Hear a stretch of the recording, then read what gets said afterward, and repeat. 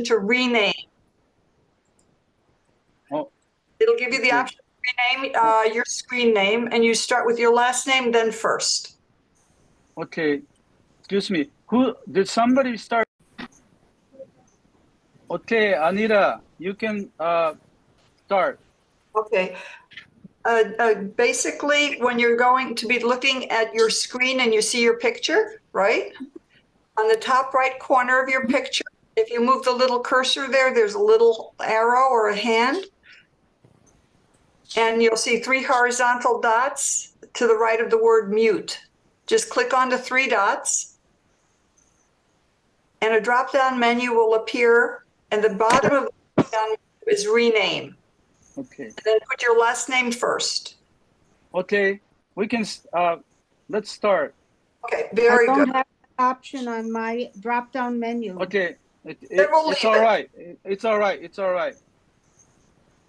Okay, so welcome to our January 27th session of Fireside chat sessions on Shin Buddhism in the West and beyond.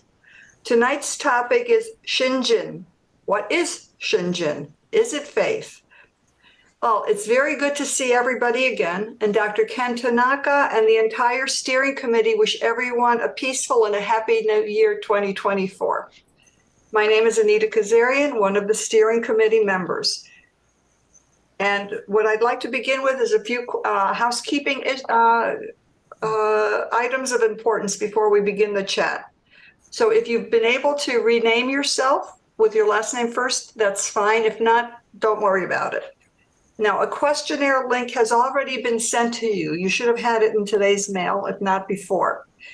Please do your best to send in your comments and observations within the week. Oh, well, excuse me, within 2 weeks now. 2 weeks, okay. Yeah. Also, as this is an informal fireside chat, it is important to keep your video screen on. We need to see your faces and you need to see mine, right? So we can share this session with one another in person, even if it's only virtual.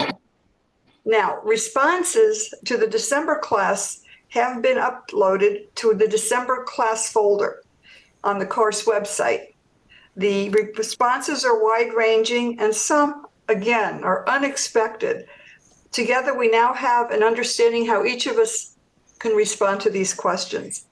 Finally, if you will not be able to attend the February class, please email us in advance so we would know.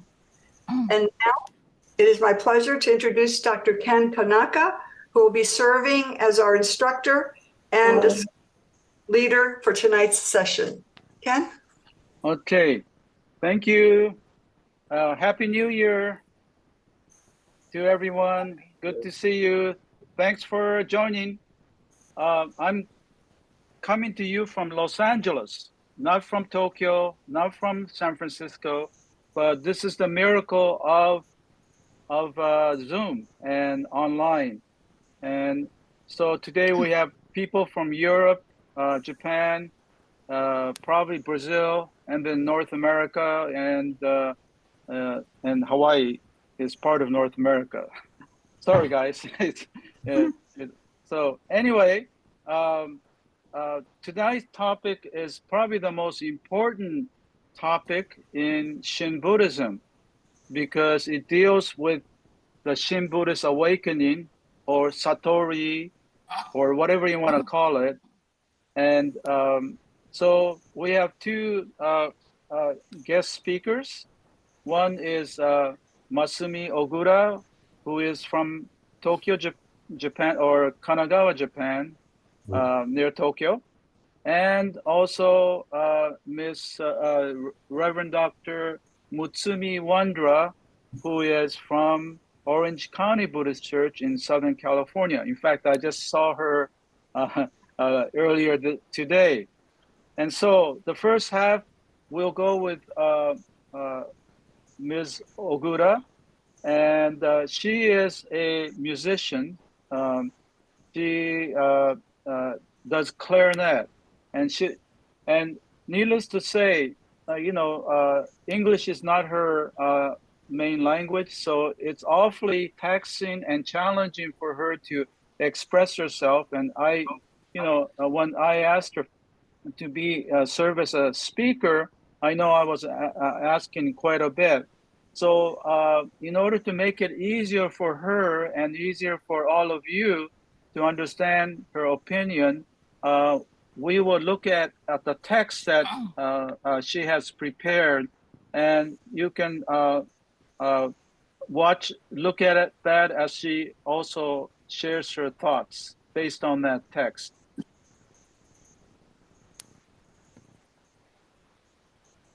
Okay, so I hope you can see this. So, okay, so Masumi will, introduce herself. It's going to be a little longer than the usual 5 minutes, but I think you'll find it very interesting. Okay, so Masumi. Yes, good morning, everyone, and please be patient to listen to my English. May I start? Yes, please. Yes. Awakening released me from believing. I was born and grew up in Japan. Generally speaking, our access to Buddhism temple is through ceremonial occasions, funerals, and memorial services. Also, when women get married, they become members of the Buddhist school of the husband's family. After graduating from university, I went to the US to study with a clarinet teacher who was teaching at a university in Evanston, Illinois. He lost his eyesight and a wonderful position in a famous orchestra because of his diabetes. So I studied with this vision impaired teacher. He was always saying, everything we have is gifted from God. So I first returned my sight to God. He had grown up in a Lutheran church, but was attending an Episcopal church. Meeting my clarinet teacher made me start to think about religion, which I had never thought much about before. 2 years later, I finished studying with my teacher and returned to Japan. I then started to attend a Catholic church and continued for about 30 years. I attended Mass, Bible classes, and many retreats. In a way, knowing Christianity helped my career as a musician and playing classical music. 2010, I started to teach music to Tamil children in the civil war affected area in Sri Lanka with my own money. Until 2020, every year, I spent about 4 months a year there. In the 10-year period, I traveled 53 times to visit Sri Lanka. The children learned so first, and it was such a pleasure to share music with them. But at the same time, I also came to share their pain, anger, and hatred of the dominant Sinhalese people. At times, I didn't understand why I also felt such immense hatred, and I did not feel very good about it. In 2018, I started Tanaka's class for Buddhist beginners, sponsored by Tsukiji Honganji Tokyo. I found Buddhism to be very logical and scientific to explain the mechanism of anger and hatred. I liked the parable of the drowning sailor. The classes always made me feel calm and peaceful. In the 3rd year, Dr. Tanaka taught a class on Buddhist psychology, which included the practice of Naikan introspection method. I then spent hours and hours on Nika method. Nika method released me from believing. Actually, believing had always made me feel very oppressed. I always asked myself, if I can't believe, what would happen to me? It was too difficult for me to believe in something outside of myself. This applied even to what the Catholic Church said to us, that is, God always loves me and hugs me. After 1 year of practicing the Nika method, I came to realize that a huge number of people had spent countless amounts of time for me. Time means life. So countless lives had already supported and helped me in my life. All these people and their lives felt like a boundless set of energy. And Nembutsu Namu Amida Butsu naturally came out from my mouth. I feel that this sound of Namu Amida Butsu itself is the presence of Amida.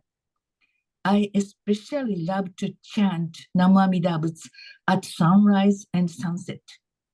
When I chant Namu Amida Butsu, I feel I am a part of the boundless energy, and Amida is that boundless energy which I am a part of. It's like the metaphor of the ocean and waves, which Dr. Tanaka often talks about. Amida is the ocean and I am a wave. We are unable to reach the clouds in the sky, but just one drop of rain confirms the presence of clouds. Similarly, Nembutsu Namu Amida Butsu is the presence of Amida for me. This sound of Namu Amida Butsu reminds me of this beautiful poem by Takeko Kujo, which can be seen at Tsukiji Honganji Temple in Tokyo. 大いなるものの力に惹かれゆく我が足跡のおぼつかなしや。How wonderful it is that I am supported by the power of something great, even while my own path is so unreliable. Okay, thank you. I think we got quite a bit of, well, at least one slice of your life, and the fact that you studied in America, that you're a musician, and that you were attended Catholic Church for over 30 years, and then have taken great interest in Shin Buddhism. And okay, so well, we can come back to some of what you said here later, but we want to go with the questions that we have, the 5 questions. And once again, everyone, participating, please make sure that you yourself ask the same questions. Even though, things are not clear, what is important is that you ask the question and you try to respond, and that will give you greater clarity. At times it may not be clear, but it will lead to that with continuous effort to do so. So, okay, the first question is, what does Shinjin mean to you? It means awakening, not just believing in something that I cannot see. I want to distinguish Shinjin from belief. Shinjin means to awaken to the all-encompassing life that embraces my life. Nika method made me realize that I had been supported by countless number of people and lives, which make up the all-encompassing life I spoke about earlier. And I understand this all-encompassing life to be none other than Amida. I feel that I am already embraced within Amida, so that I do not have to believe in something that is far beyond myself. Okay. Well, this is a very short and succinct reply, but it has so much meaning and uh, ideas here. So my one question, you say here at the bottom, I understand this all-encompassing life to be none other than Amida. And this all-encompassing life, and you're saying that this all-encompassing life are all the people in your life so far who have supported you, who Yeah, have loved you and expressed their love and concern for you. yeah, also including my ancestor, old ancestor. Ah, I see. How far back do you go? Yeah, like you told me, if we go back to the 30th generation, it's almost like 1 billion people or something. Yeah, You told me. yes. That's the mathematically that's what it turns out. Yeah, Anyway, it's an enormous number. yeah, 10 generations would be 1,400. yeah, And if any one of those 1,400 was missing, you would not be here. right, right, And then you exactly. go back, yeah. So 20 generations, it's like over a million. And Right. so, okay, so I think that probably compared to most North Americans, that Japanese people have a greater sense of ancestors, which is I think is something that maybe North Americans can learn from Asian culture. That we are here because of not only the loved ones that we have in our lives, but we're talking about ancestors that preceded us. How about, is there any particular person in your life that would be uh, as part of the all-encompassing life, which you call Amida? Any other person? Any particular? No, no, I can't say all Mm, of them, just all all of of them. them. All of All of them. them. And then I think you said something about all these people make up boundless set of energy. So when you Yeah. think back and you feel this energy, can you say a Yeah, little bit more about that? yeah, because for example, if somebody lived like 80 years, which Mm-hmm. means 80 years means how many hours? Mm-hmm. I didn't count, but how many Yeah. hours? Because 1 minute time means 1 minute life, not just Mm-hmm. a time of clock. It's Mm-hmm. life. 1 hour's time means 1 hour's life, not clock time. Mm-hmm. So that's why I feel like life means like energy of life. Mm-hmm. And also, I always eat something like a pork and a chicken or whatever, even vegetable. Everything has life.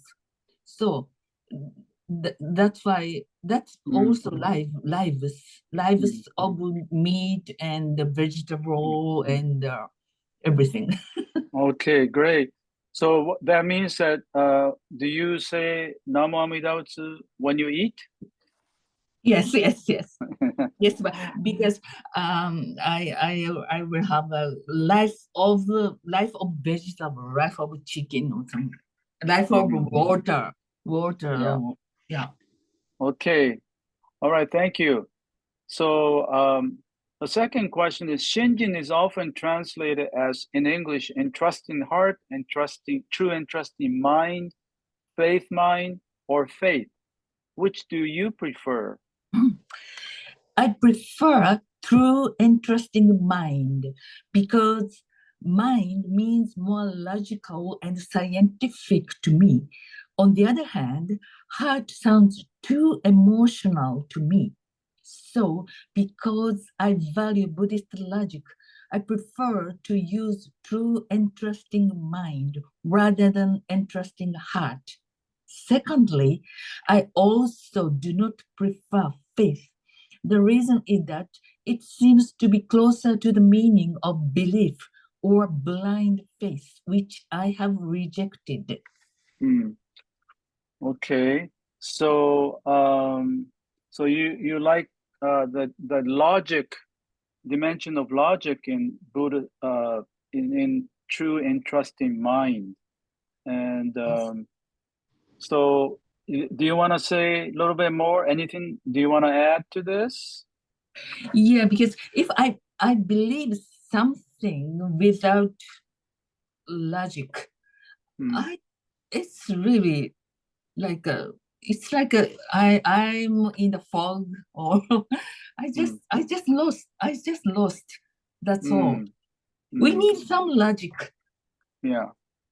But I think in the earlier question, you said that uh, Amida's all-encompassing life is not something beyond, but it's here and now, and it's embracing me. So you don't have to believe in it, but No, you just kind of affirm or accept, or I and just I just feel it. you just feel it. Uh-huh. Yeah, Okay. yeah, yeah, yeah. Every time I eat something, every time I breathe Mhm. air, Yeah. if every time I open the window, I can, because it's the air is Mm. there, Yeah. so I can feel. Mm. So I can see that how uh, when you talk about Amida or the all-encompassing life, you're referring to tangible things that you can, feel with the five senses. And Yes, therefore, you don't have to believe in something that is beyond or cannot yes, be apprehended. yes, yes. Okay. All right. Number three, Dr. Tanaka translates it as Shinjin realization and entrusting, because he understands Shinjin as one level of Mahayana Buddhist awakening or enlightenment. Enlightenment. What do you think? I agree very much with Dr. Tanaka because, as I said at the beginning, Shinjin involves an experience of awakening. I can't say with confidence that I have experienced Shinjin, but one thing I know is that I have experienced a greater sense of settled mind through reciting Namamida Butsu in my daily life. This differs from before when I was forcing myself to believe in order to overcome my suffocating and uneasy feelings. So, for me, it is to realize or awaken to the countless number of people and lives which make up the all encompassing life. It is also to realize or awaken to my own self, which often experienced feelings of suffocation and unease. And as I realized or awakened to them, I naturally entrusted myself to that all encompassing life or Amida, just like that drowning sailor who entrusted himself to the ocean in the parable of the drowning sailor. Okay, good. So, so you see, Shinjin, there's a strong dimension of awakening. And in a way, for me, when I listen to you talk about how you feel the all-encompassing life or Amida, when you open the window and experience the air, and so that is not believing in something that you cannot see, but it's experiencing or awakening uh, Yes, to a deeper level than the ordinary way of just going on through life without really awakening to these uh, experiences. And so yeah, and I myself would like to consider that kind of experience as the awakening that or realization that I'm using. So that's why I includes realization, and not just simply entrusting. Entrusting is very much part of it, but there are two main dimensions. Okay, good. So number 4, how do we know when we have experienced Shinjin? Do we experience it just one time or many times throughout our lives? Again, I am not too concerned about whether or not I have experienced Shinjin. I am more interested in how learning the Dharma has been the greatest source of joy in my life. So it is the greater sense of joy and the settled mind that I talked about earlier. As to the question of whether we experience Shinjin just once or many times throughout my life, I am not able to answer with much confidence. All I know is what I feel and experience. Before, when I run into difficulties, I often said, "Why is this happening to me?" But whenever I ask why, I'm judging based on my afflictions or guess, greed, anger, and stupidity. I find myself not wanting to accept the difficulty. So this is the crossroads from where I can go either toward greater suffering or toward awakening. With the settled mind of realization and entrusting that has been nurtured in me, I more often take the path of awakening rather than suffering.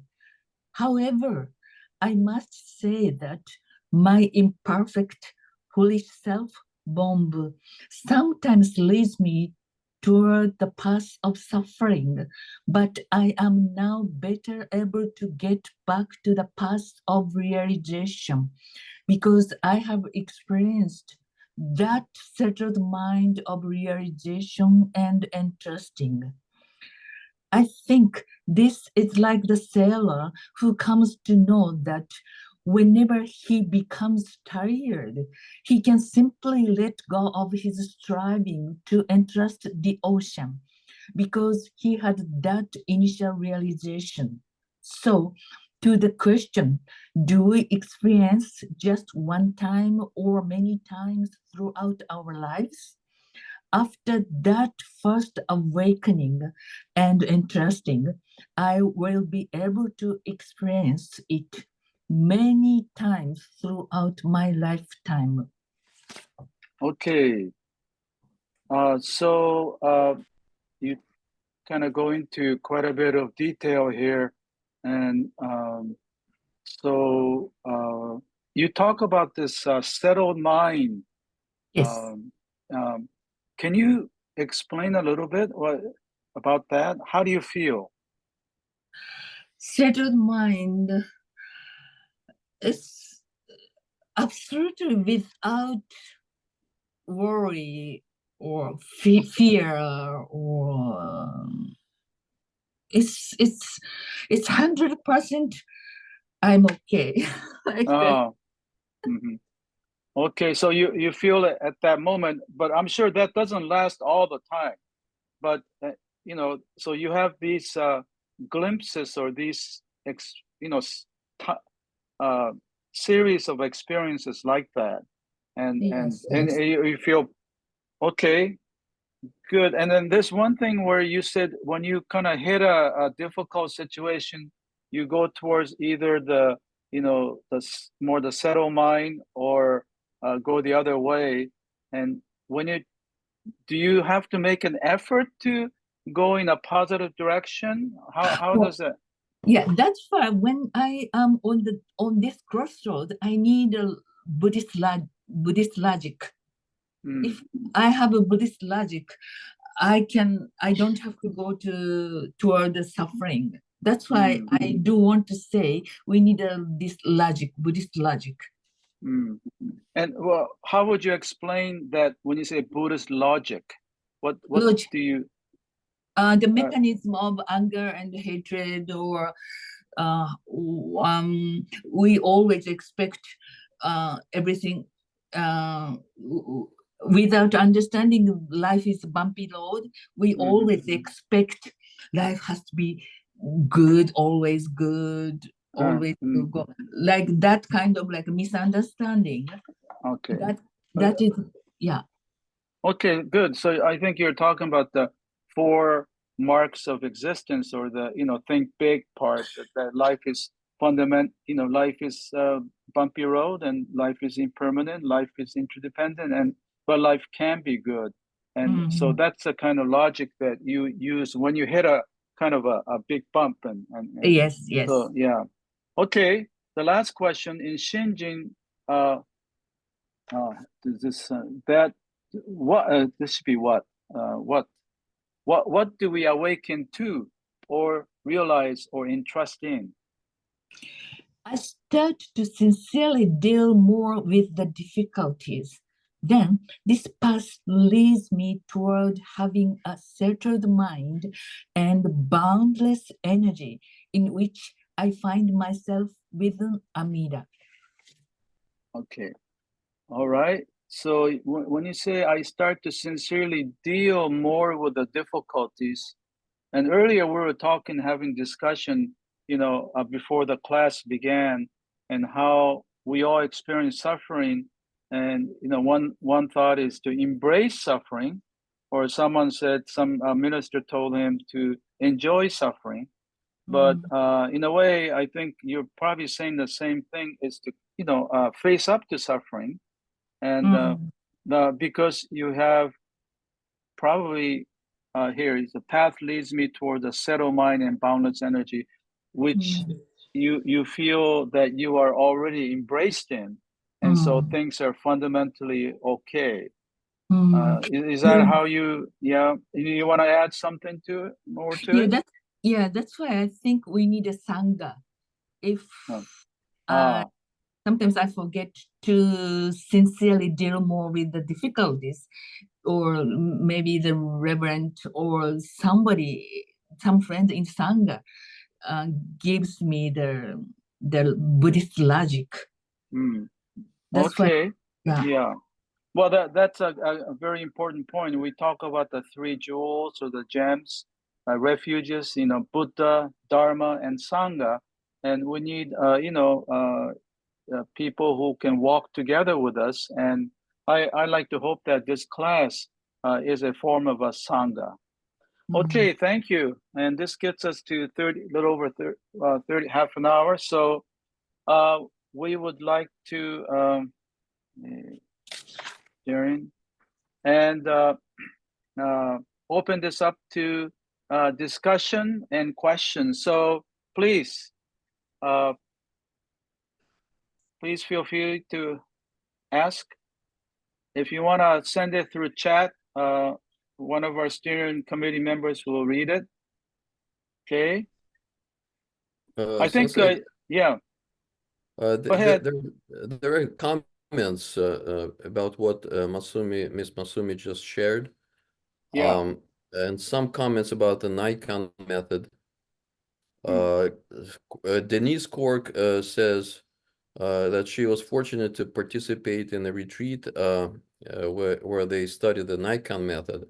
One important takeaway is how I have burdened, stressed others, rather than how others have burdened, stressed me. It was very in-depth reflection and extremely beneficial to relationships. And another comment by Denise is, she says, I love Masumi's thinking of life opposed to merely time. This shows gratitude that another would use their personal time, life, in support of others. Okay. All right, great. Thank you, Denise, for you. If you want to add more to it. Okay. Okay, so that's I want to stay. Masumi, do you have any comment or reaction to what you heard? No, I appreciate Mm. all the oral listening with big patient. Mhm. Thank you. No, you did a great job. I think that I'm sure that everyone here fully No. understood what you said. And And yeah. another one thing, I at this moment I don't have any Buddhism sangha with me. I am not belong to any like Buddhism temple. I'm taking your class or Reverend Nanjo's class at Tsukiji Honganji, but I don't have any sangha like a sangha. Mm. So Mm. that's why this session is just like a really, really important sangha for me. I Mm. really Okay. appreciate. Mm. May All I? right. Good. Okay. May, Okay. Paul, okay. Well, Paul, is this on this topic? yes. Okay, go ahead. And Well, then we'll get to Cora Jean after. Okay. Yeah. All right, okay. Paul. First of all, just you know, I'm interested in language. You use the word settled mind. What is that in Japanese? Shin, anshin. Anshin. Thank you. That's settled mind. And then with regard to the translation of shin or kokoro, I'm a translator, and what I have found, I mean, I understand what you're saying, that the importance of, you spoke of Buddhist logic, or I would say Buddhist reason, but the emotion for me is also important. So I usually translate kokoro as mind/heart. It's a little awkward in English, but mind/heart to emphasize the rational, reasonable aspect, but also the emotional aspect. That's just a comment. And the final thing I'd like to say is, you certainly should not be modest about your English. It's excellent. Written English is excellent. Your pronunciation is excellent. I think you're being far too humble and modest. Thank you very much. Yeah, if I can add some comment as a language, Yes. Shinjin, first Shin means in Japanese words it's believe, Right. like you know. First Shin means believe, the second Shin is heart. So that's why I just want to distinguish really the believe and the awakening like that. Mm-hmm. Yeah, I actually, just to add to that, the original Sanskrit, there's some questions as to what we call Shinjin, what its origin is, and it actually is a Sanskrit word called prasada or pasada in Pali, and it means more like a serene, clear mind. But when it was translated, it was translated with Shin, meaning, as Masumi said, it's more like believing and faith. And so that is a source of some confusion. But that's why there's much more depth and variety and dimensions to the word Shinjin. Okay, good, important topic. Thank you, Paul. And Cora Jean, your comment or question, please. Yeah, my question was just about the Nikon method. I didn't understand that, so I was a little confused. Yeah, okay. Maybe I will, since I introduced it to Masumi, I'll explain it very simply. It's a modern kind of a meditation method that was devised by Reverend Yoshimoto, who was a Jodo Shinshu minister. But he established this format where people would seclude themselves without newspaper, radio, TV for up to 7-8 days. And all they do is just contemplate on 3 questions. One is how much he or she has benefit from others. And then second is how much trouble that they have caused others. And the third one is how much I have paid back to those who have benefited them. So those 3 questions. That's why a little earlier, Denise was talking about how much, problem, difficulty that she had caused others. And that's actually one of the 3 questions. So what you do is that, for a whole week, you have nothing except to just think on those 3 questions. So it's a very taxing, in one sense, a taxing endeavor. But I've been wanting to do this, but I'm not sure 7, 8 days I can really stand it. But there are shorter ones now for about 3 days.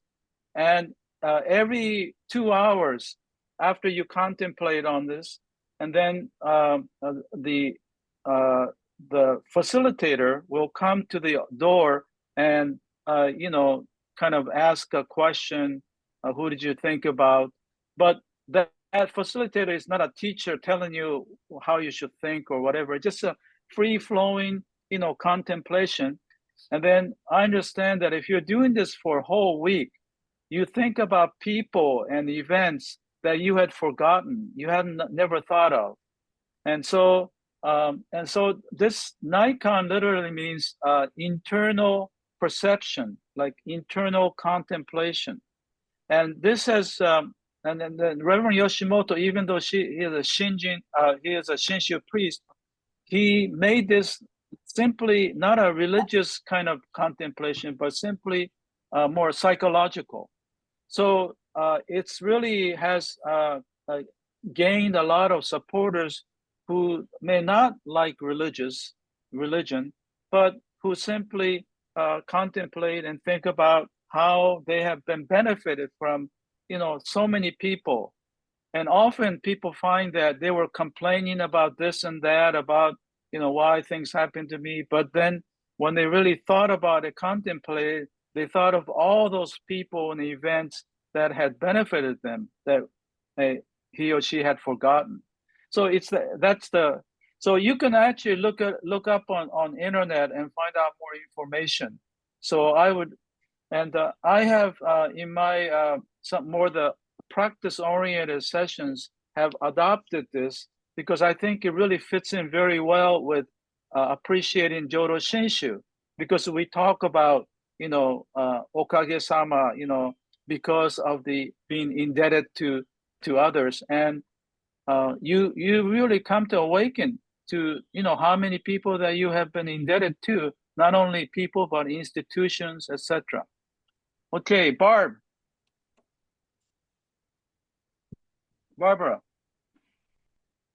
Sorry, I had to unmute. Getting back to talking about, I love the way it was described, life and every opens the window and breathes in, and I find a correlation there with, where the sutras say you hear the Dharma in the wind and you hear it in the leaves rustling, and you think, well, how can you hear the Dharma in that? But I think that once you just realize that everything is so a part of the all-encompassing life. It's like when you're eating it, and you're eating meat or eating vegetables, you're hearing the Dharma in that. If you're thinking about, that's all connected. And if you understand what I'm trying to say. Yes, It's just yeah. Okay, so all right, Barb, can you? There's a question. Okay, all right then. Okay, yes, Igor. Thank you, Barb. A question from Steven Terusaki. In reflecting on times where you experienced a true and entrusting mind, was there a catalyst that prompted that experience? So, Masumi, you wanna what was the event, or what got you to feel that way? The settled mind, the entrusting mind, or realization. What? Okay. For example, the Nika method. This is just example. I pick up one day when I was elementary school or something, and I picked up how many people helped me. It's just countless. Like, for example, when I went out my house, go to the school, I was walking on the road. constructed this road? How many people like that? So even the way the road from my house to the school, I have to walk on this road, but how many people supported, helped to make this road? Like it's our lives is always countless of lives. So then time to time, at first I was counting, but at the time I said, oh, it's impossible to count because it's countless. Okay. So then I finally, this countless, like a Countless. Okay. countless energy. Okay. So you did this when you're in first grade, or you're talking about now, as you reflect back to your first grade? Back. Oh, okay. I Okay. reflect back. Okay, this is the day when I was elementary grade 1. Okay, this is the day I was junior high, like that. So, okay, but I think Steve's question is what, sets that off? What gets you to think that way, or want to think about all those different factors that make up your all-encompassing life? It's why do you, I mean, a lot of people don't think that way. They just say, oh, this is my life. I can do almost anything I want with it. It's a free world, and I have free will, that kind of thing. So, it could be, yeah. And also all the food, vegetables, meat, and everything. So I really hesitate to say, but Dr. Tanaka told us to do the palm in the toilet. Do you remember that? Yes. Thank you. When it comes out in the toilet. Yeah. Palm in the toilet. That tells everything. I don't know. Can you explain to him? I just can't say in English.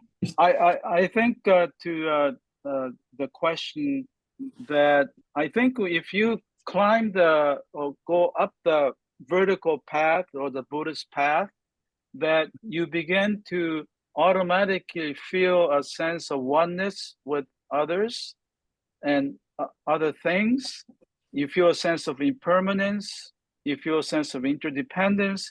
These are things that just begin to grow on you, because that's how the teachings point us in that direction. So anyway, I'm not sure if the question has been answered, but maybe if you have more to say, you can send the question again in the questionnaire, or send it to me or to us, and we'll forward it to Masumi, and she can maybe think about it more. But the time is up, so we need to end it here. And so thank you, Ms. Ogura. Okay, let's give her a round of applause.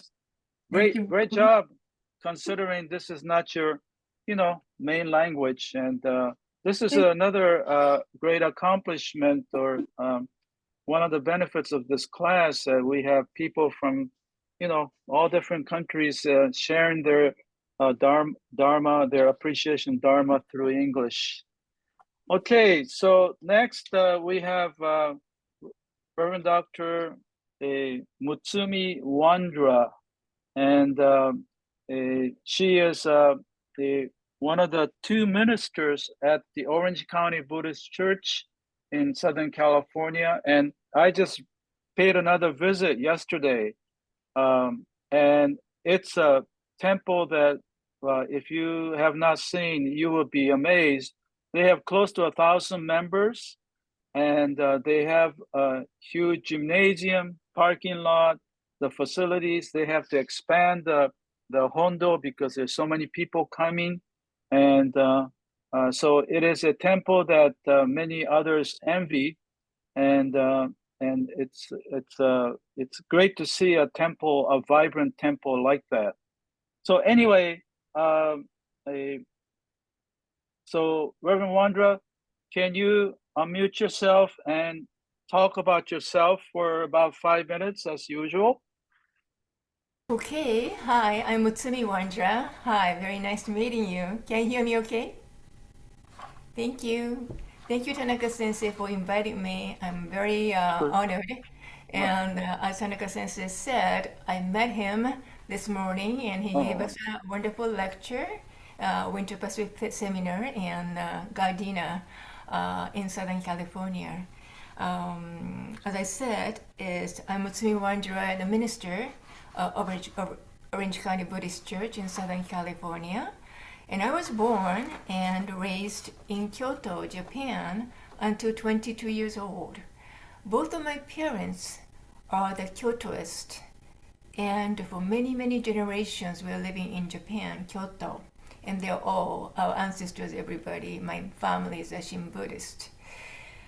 And my parents sent me to Kyoto Girls Junior and Senior High School and Kyoto Women's University, founded by Lady Takeko Kujo, the daughter of 21st Gomonshu-sama, Myonyo Shonin, on Honganji.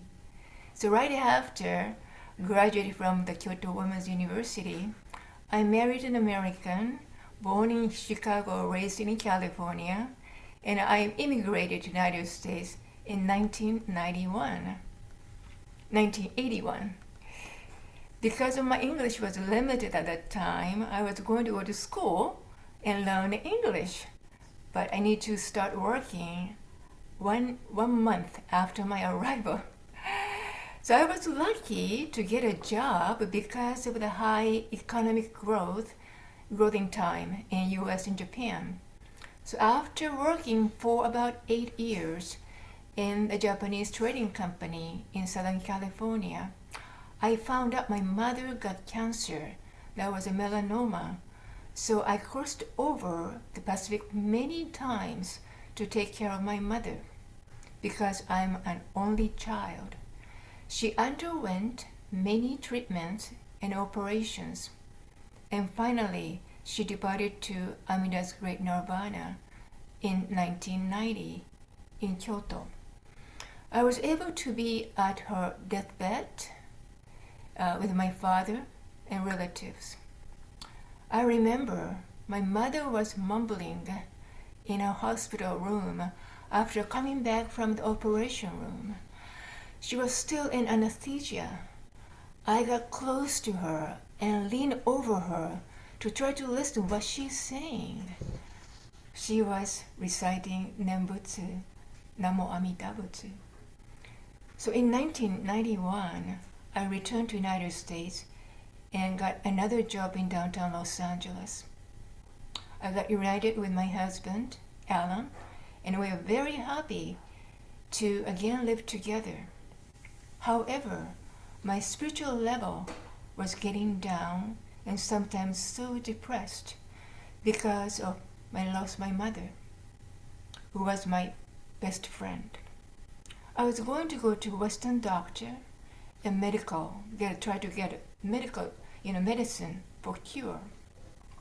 But strangely, I wanted to go to the temple and do a gassho. So where is a Buddhist temple? Which temple should I go? I immediately thought it must be Shinran-sama's temple. How do I call the temple? Where is the temple? Right? So, that was Jodo Shinshu. I finally remember that. So my knowledge about Jodo Shinshu, Shin Buddhism, was that level. Even I spent 10 years in Kyoto Girls Junior and Senior High School and Kyoto Women's University, and I attended the weekly morning service.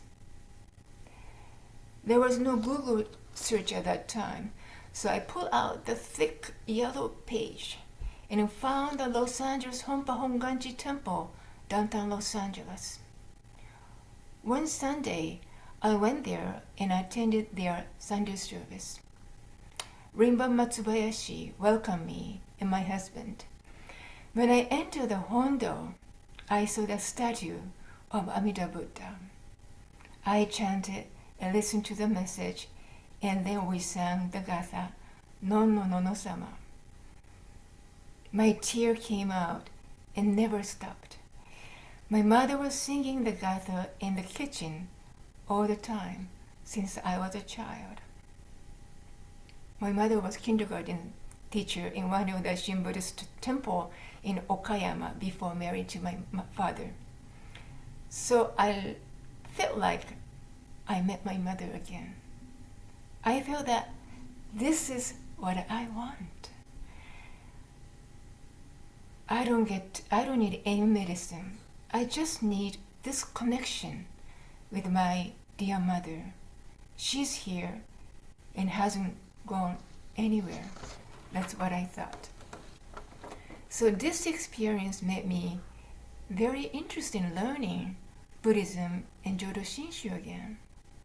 I finished the Chuo Bukkyo Gakuin 3-year correspondence course in 2005 and received the Tokudo in 2006.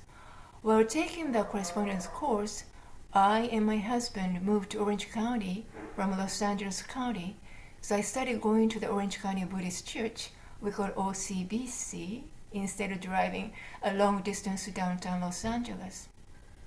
At that time, Reverend Harada, now is BC Bishop, Reverend Akio Miyaji, and Reverend Duami were there. They all welcomed me.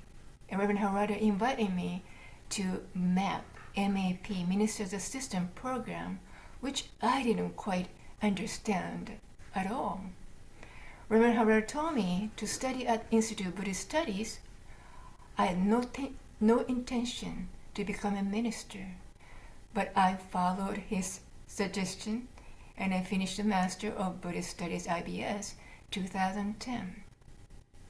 By the time when I was writing the thesis at IBS, I was more curious about Shinran's teaching. I tried to organize what I learned. I was a little bit mixed up. So I decided to go to my hometown Kyoto and study at Ryukoku University in the Shin Buddhist Studies. I entered the course in 2010 and I complete master in 2012. Then I went on to PhD course and for 3 more years. I finished total 5-year study at the Ryukoku and returned to OCBC 2015 and became a full-time Kaikyoshin minister in September 2015, and I received a Ryukoku PhD in 2018. OCBC is fortunate to have wonderful Sangha members, about 900 or more than that, including newborn baby, their father and mother and grandfather and grandmother. Not only those traditional members, but also we have a very diverse Sangha members. They are all interested in Buddhism and Shin Buddhism. I think OCBC is a spiritual home and safe place, friendly community for everyone. I'm very, very fortunate to serve here as a minister, and I also have a wonderful opportunity to teach the Shin Buddhist class in the Institute of Buddhist Studies. That's all my life so far. Okay, thank you. Thank you for sharing that with us. And it really sounds, I mean, your mother had a profound impact on you, and that was a catalyst for you to deepen your appreciation of the teachings. And so you're saying that Gatha song, or Gatha, actually, Sanskrit is Gatha, aspirated ta, but we say Gatha, th, which is fine because it's English. Anyway, so your mother was singing that when she was alive, and then when you went to the LA temple, you heard that Gatha being sung. Right, exactly Yeah. right. Mm-hmm. Yeah. So as you said, you said tears flowed uncontrollably. Control, yes. Yeah. Kind of tear of joy, something like that. This is it. I don't need anything. I don't have to go to the doctor or Yeah. any kind of medication. This is Yeah. it. This kind of atmosphere I need. Yeah. Were depressed? Did someone say you have depression, or you felt that way? I felt very depressed. I was thinking, I'm not worth to living anymore. Something like Okay. that. Very Okay. seriously, I was thinking about I it. see. Okay. Okay, let's ask the first question. What does Shinjin mean to you? Well, Shinjin, well, term Shinjin literally means the mind to believe in something. But subject is I, but not in Jodo Shinshu, right? So we are something made to believe in Jodo Shinshu and entrust, sometimes we call it omakase, or have a confidence in Amida's primal vow. The term Shinjin is often perceived as being merely devotional or sometimes passive in nature because of dualistic relationship of Amida and myself, me as a receiver. But in the West, I think we need more flavor of element of Buddha's wisdom, kind of a prajna type thing, which is based on Mahayana thought. So the term faith is to me has a Christian connotation. As such, I believe in God, I believe in God's words with my ability or effort. A little bit about self-power, jiriki connotation, I feel it. So going back to the term Shinjin, Shinjin is quite, I would say, like talking about the Shinjin, the Shinjin is not quite the same as a third generation, like a Kakunyo. A Kakunyo's son is Zonkaku, or eighth generation Renyo Shonin. I think that changed a little bit. And then, if I choose among those words, I would choose, well, actually, it's, oh, I'm sorry. I was Yeah. reading the question 2. Sorry. Yeah, I Go back thought. to, sorry. Yeah, okay. Well, Go- since okay. you have addressed it, so you use the word prajna, Sanskrit, which means wisdom, and I have a feeling some of the listeners maybe were not able to pick it up. So you find in Shinjin an element of wisdom. Is that right, or what? How do you feel about that? Yeah, I think that should have an element of wisdom. Hmm. Okay, so it's not simply believing then, because uh, uh, believing and maybe wisdom may not is they don't seem to be the same. They maybe even conflict. So anyway, okay, so the second question was, the Shinjin is translated entrusting heart, true entrusting mind, faith mind, or faith. So you were responding to that question? That's right. I'm sorry, I skipped the one. First question. Oh, Can I go okay. back to Oh, one? okay. Is that possible? Yeah. So So what? So yeah. what does Shinjin mean to me? Sorry about that. No. So Uh, that's fine. But before you go to the first one, then I just wanted to. Uh, which do you? You said it's Shinjin is not simply devotional, and so which do you? If there's any amongst these four, entrusting heart, true entrusting mind, faith mind, or faith. Is there any of these that you would prefer? okay. So entrusting heart, true entrusting mind, faith mind, and faith, right? So Yes. to me is heart and mind, like Paul mentioned about its heart is right here and mind is to me right here in the West. So I would say that true and trusting mind and heart, Okay. something like that. But it's not quite satisfied to me, still. We I have see. to look for something else. Okay. So if I know translation is difficult, but you say it would be something like true and trusting heart and mind. Okay. All right, good. All right. So let's go back to the first one. What does Shinjin mean to you? Okay, what does Shinjin mean to me? And Dr. Shin's term Shinjin is, I think, is a central role of Shinran's doctrinal frame. And then in his writing, he explained the term Shinjin from various aspects and then presenting synonyms. But he never told us how to get it and what would happen after getting it. So doctrinally, Shinjin is a sole cause to join the non-retrogression stage in this life and attain the Buddhahood after life based on the Bodhisattva Dharmakara's primal vow, later on becoming Amida Buddha stated in the larger sutra. Honestly, I don't know if I have obtained the mind of Shinjin or not. Some of the Sangha members sometimes ask me, what is Shinjin? If they got it or not. But I normally tell them, you are already reciting the Nembutsu spontaneously, Namo Amida Butsu. So don't worry. Spontaneous, kind of natural Nembutsu coming up from your mouth is sort of a phenomenon of proof that you did receive the Shinjin from Amida Buddha.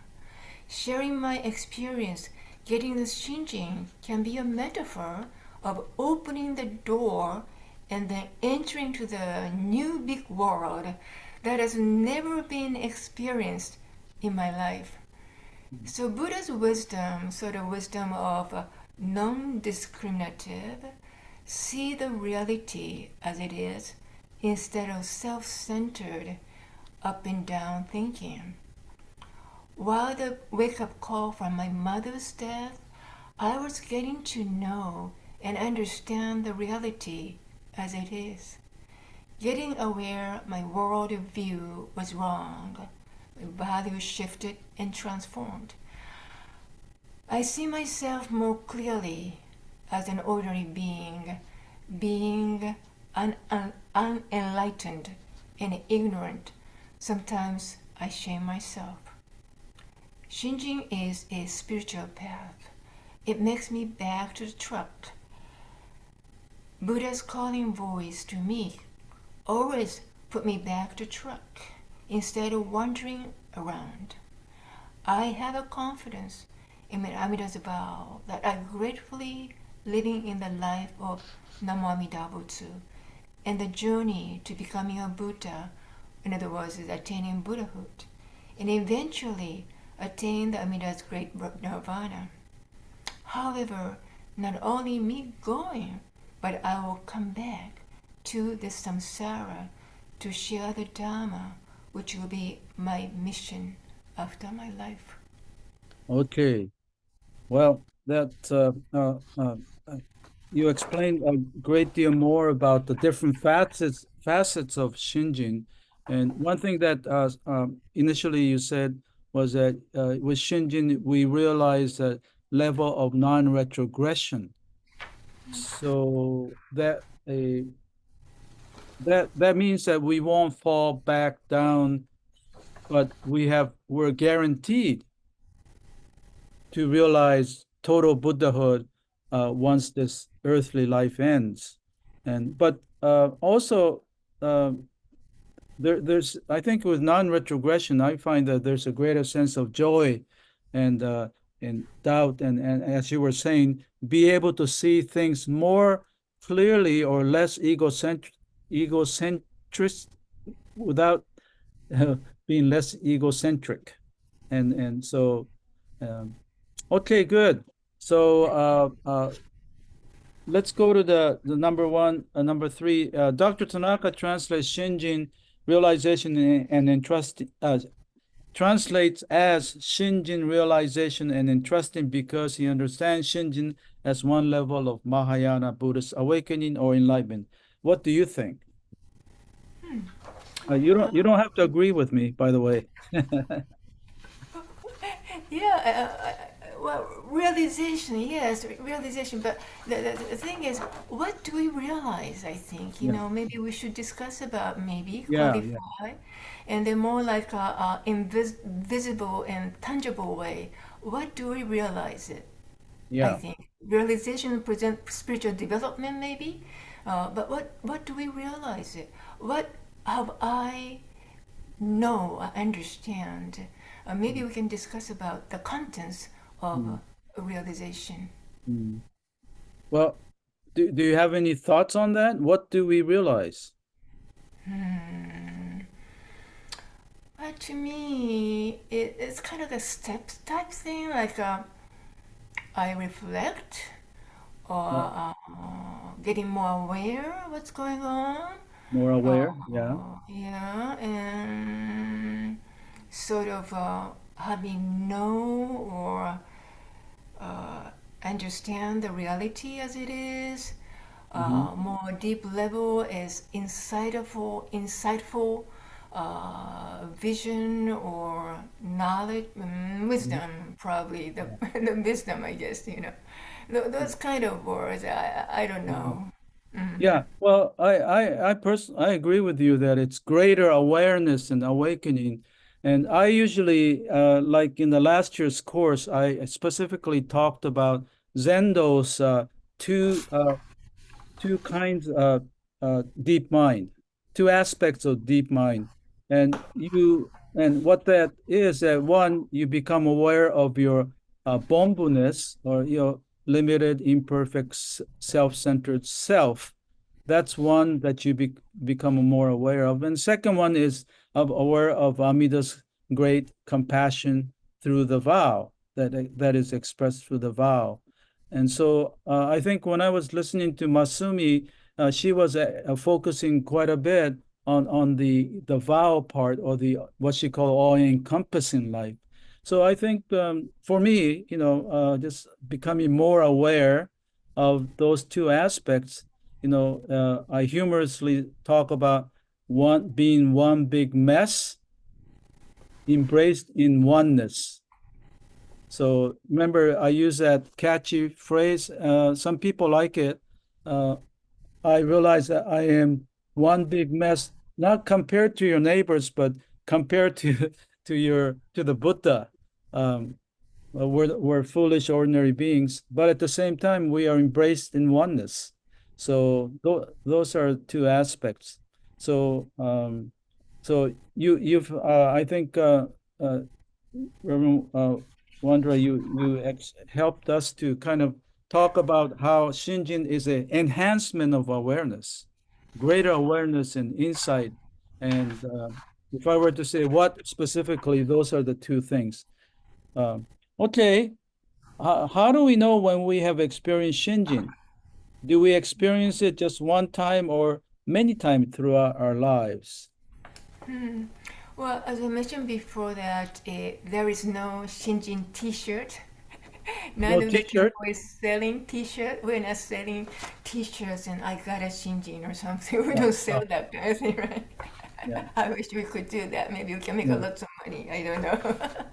But anyway, it's you know, I cannot tell that honestly. I do have a Shinjin. However, as I mentioned that Nembutsu spontaneously comes out of from my dirty mouth, right? It comes out. That's the kind of so that the mind of Shinjin is activating, I think, within my heart and mind.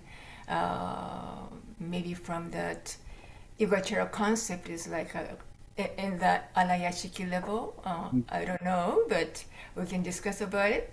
But if the experience the Shinjin, we're able to see the things, I think, what they are, and nothing through my own centered lens. Always reflect on myself and try to hear and try to accept others, listen to others. And getting that supple mind, we call it Nyunanshin, based on the vow 33 though, to listen to others beyond words, willing to help, developing the compassionate mind, even sacrificing myself. You know, it used to be, I thought I listened to my husband very well, but I didn't. I was just listening to what he's saying. But what is really telling me that I was missing it.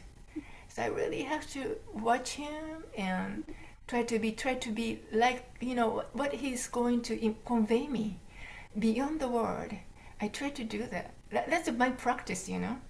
So that's what I think. You know, it's more like a try to sort of listen, and I'm not perfect, but I want to care people. Anything I can do for you, you know, sort of things, just caring others. That kind of the mind, I think, can be nurtured, I think. And then I think there is a time lag between the moment of obtaining Shinjin and then our recitation Nembutsu. And then the first, to me, is a wake-up call, like my mother passed away, and I was just wondering what the life is. As a wake-up call. And then reflection, self-reflection, getting know and understand the reality. And then also Amida's vow, what does it mean to me? And then getting aware of daily discipline. And then, you know, it's my kind of getting more and deeper. And then deep joy comes out, gratitude comes out. So that I think that the mind of Shinjin gets deeper and deeper as we listen and read and appreciate the Buddha Dharma. It's not like a simple monolithic. It's more like rather multiple dimensions, I think. So Shinran said that a true Shinjin is always accompanied by the true Nembutsu. I always think so.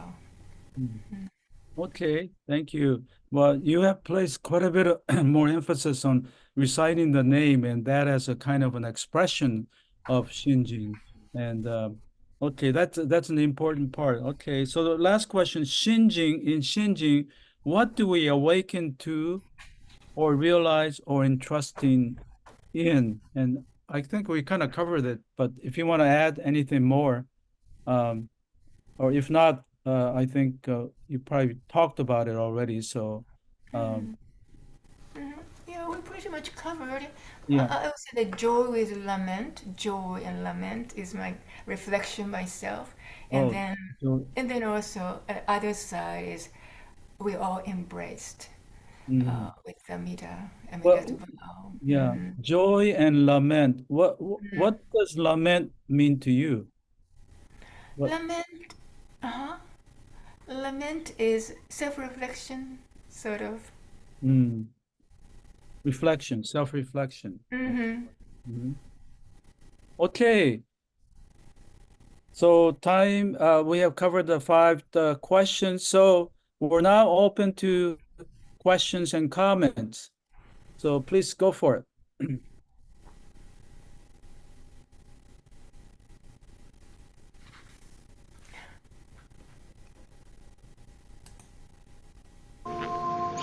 Hello. Okay. Can you? Okay. Yeah. Go ahead, Can you Paul. explain? Yes. Okay. Can you explain how the meaning of Shinjin changed from Shinran to Renyo? You said there was a progression going on. Sure. Okay. Well, thank you. It's a great question. I don't know if I can answer in a short time, but to me, as a founder Shinran, is really a interesting, and it is just but to me, yeah, it's tried more as a kakunyo time, and you know, Honganji will be institutionalized. So it's more like telling the people, Zonkaku, and particularly Renyo as well. So Renyo is more like more toward the faith to me a little bit. You know, you just follow Amida compared to Shinran's more pure meaning to me.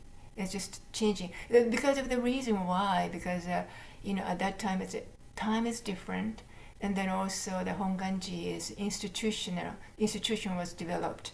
So those later generation has to sort of like lead that Honganji and then members as well, and give them a clear direction. What is Shinran's teaching?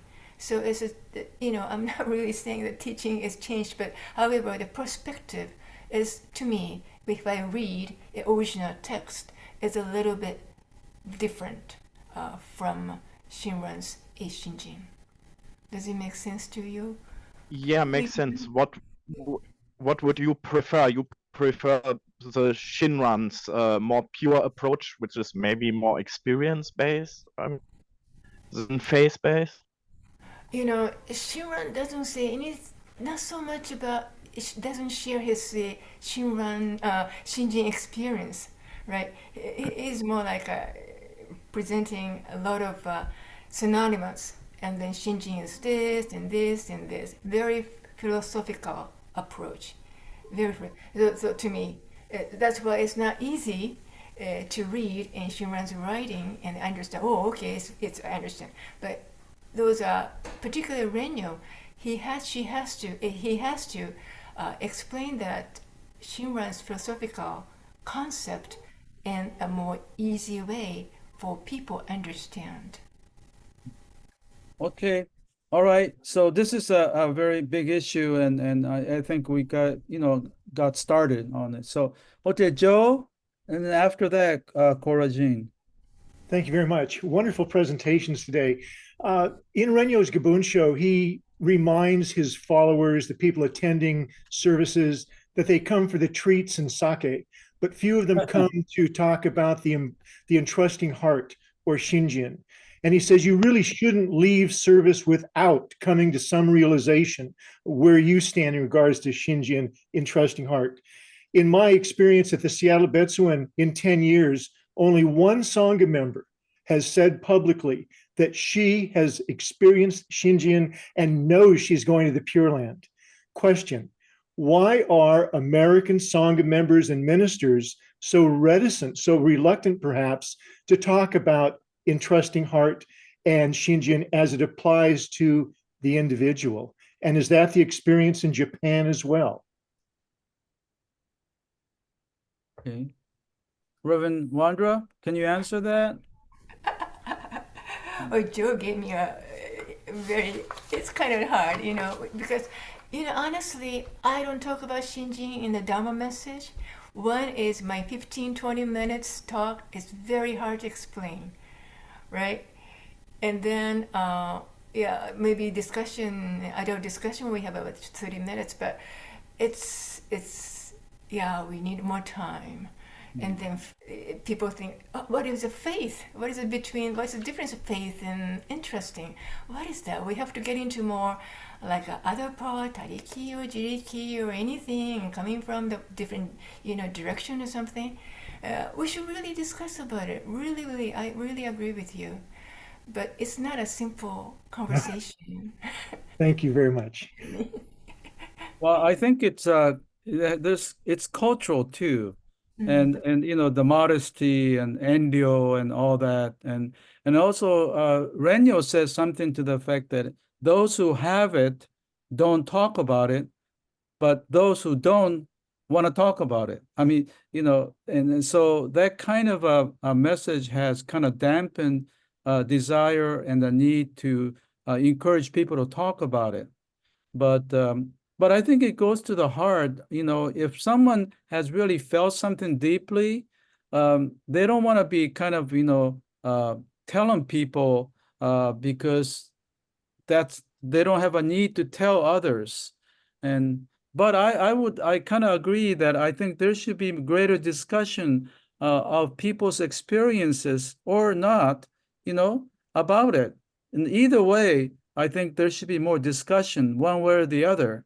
And not feel so reticent to talk about it. That's my thought. Okay, so Cora Jean. Yes, thank you both, Masumi, Ogura, And my question is for Reverend Wondra. I don't know if I heard you correctly, but I thought I heard you say that your experience of Shinjin gets deeper and deeper as we study the Dharma more and more. Did I hear you correctly? Yes, I said so. You said so. Okay.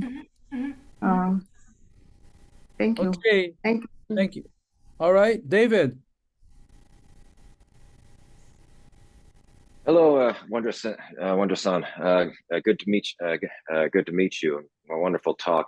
What seems to be similar to both you and and Ogura-san's talk is that in Japan you had temples around, and you had Jodo Shinshu around, and but you didn't really engage with it that much. But then when you were transplanted elsewhere, and a very strong emotional thing happened to both of you, and then you had to go look for a Buddhist temple, and you found the Honganji in Los Angeles, and that scarcity pushed you to go almost rediscover it. Is this reflexive, this coming back around to your experience of coming back to the your faith, if you want to call it faith? Is that something that helps you discover Shinjin, let's say rediscovering Shinjin for the first time? If I'm making myself clear at all.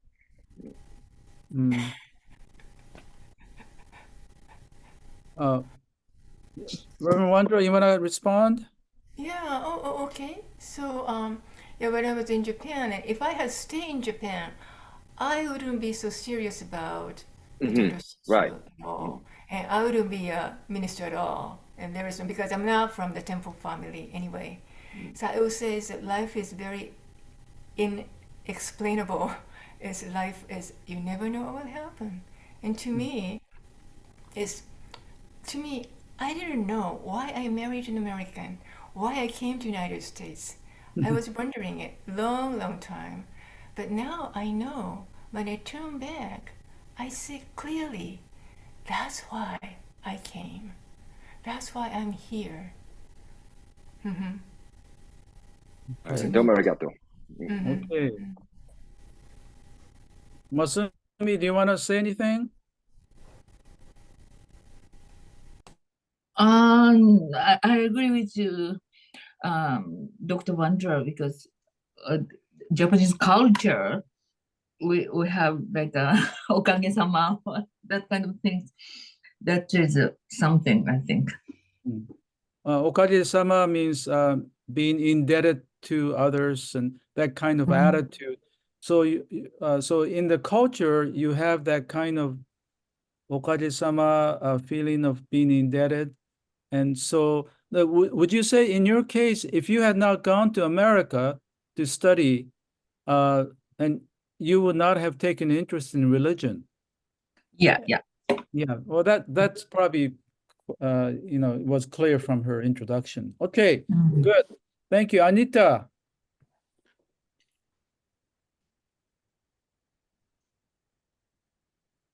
You're muted. Sorry. Joe talked about the fact that we don't talk about Shinjin in our temples. And I don't hear it that often when I hear Dharma messages. So my question is to Reverend Dr. Wondra. You had said that Renyo attempted to represent Shinjin in a way to suit his times that he lived in a way that people could understand Shinjin. Now in the United States, is it possible that we can use other words, or we can refashion it in a way to be suitable to the Western sensibilities in the 21st century? Because what is Shin Buddhism if it's not including Shinjin and Amida Buddha? And how do we explain Amida Buddha without Shinjin, vice versa? Oh, thank you, Anita. It's a great comment. And I really think that I involved in translation as well. And then translation, I always think about 25 years ahead now. And then we really have to adjust that new generation, because new generation, different way to think about it, a different language. So like a Shinjin is, we don't have to stick with true and real entrusting mind. We have to come up with something else to more resonate the people and the contemporary people who understand. I think that's a challenge. We can discuss in Sangha discussion as well, and all the scholars get together and then coming out. That's a challenge. I think it's more like different translation we have to work on, I think. Anita, as a convert yourself, what would you choose? What's your best shot? Well, I might get defrocked if I say it online. Oh, what are you afraid of? What are you afraid of? The concept that seems to resonate when we have our services is that the Shinjin Amida Buddha is an all-encompassing concept that is a universal concept we just don't see, such as the person who is dying of thirst and is standing neck deep in fresh water. That it is already there, and this is representation of what already exists, and that we are okay, we are accepted, and that this is a universal truth. We just don't realize it nor accept it. And so this is how I try to understand it and come to it, because again, coming with the baggage from Christianity and the word faith doesn't sound much different than entrust to me. Because it's still something that you have to take without concrete evidence. Whereas if you eliminate that entrusting word and eliminate faith, then the rest of it is quite logical and rational and very helpful to navigate this life in the way we'd like to.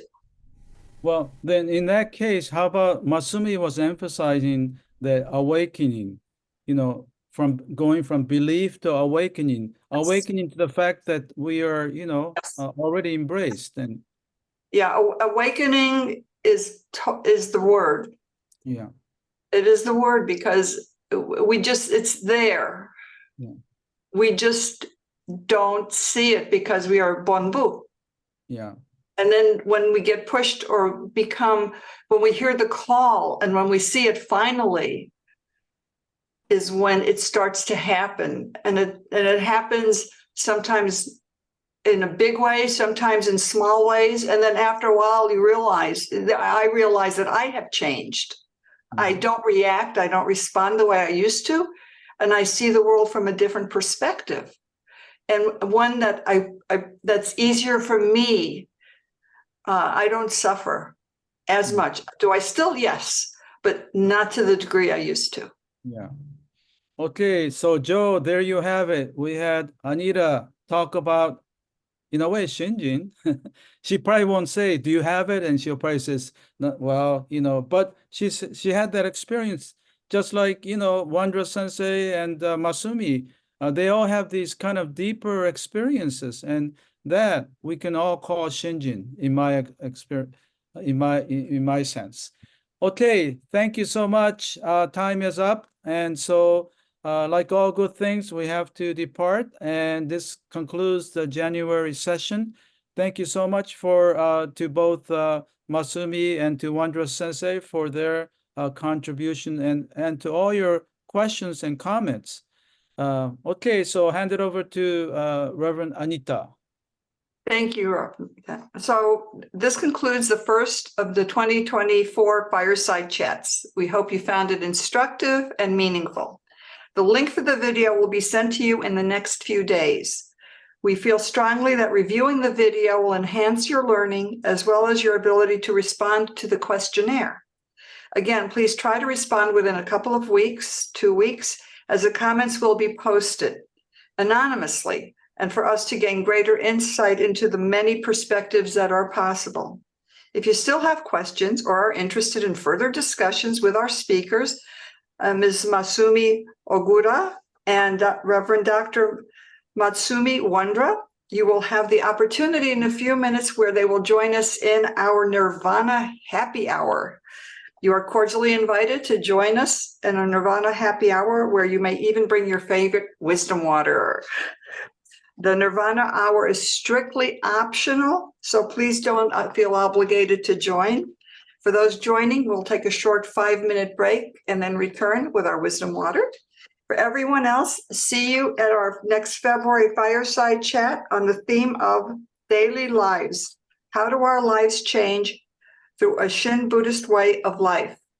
That will be on Saturday, February 24 for most of you, and Sunday, February 25 for those living in Japan. Until our next class, please stay well and safe, and Nirvana Hour begins in 5 minutes.